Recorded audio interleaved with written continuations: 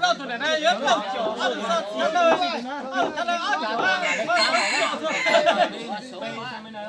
là 8 triệu 6 triệu thì có thể mà 8 triệu hồ mùa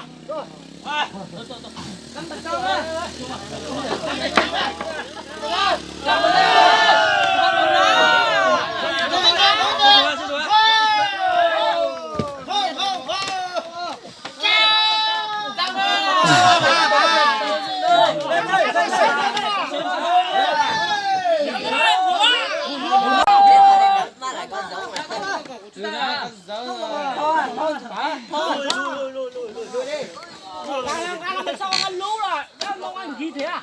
Ông đông này nhỉ? Mày cho nó ra lấy sữa à?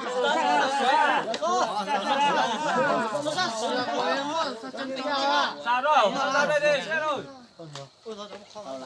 Sa chân đâu? Sa chân bên này.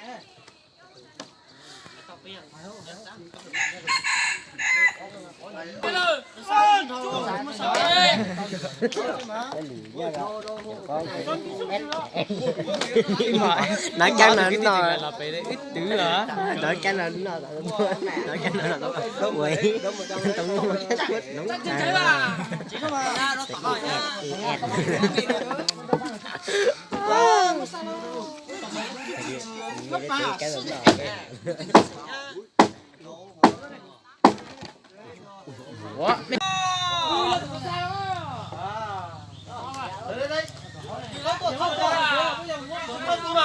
Cho tủ hút cho hai cái mà một chiếc à.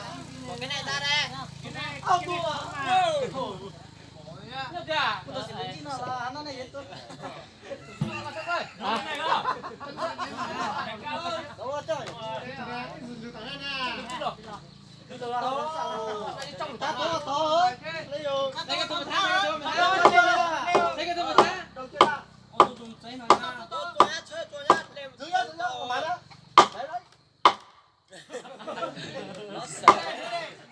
Nó đây. Con bé nó tập số đấy nè. Cho lên trên đi. Cho lên trên đi. Cho vào đây. Vào đây. Vào đây. Đây con. Một thang.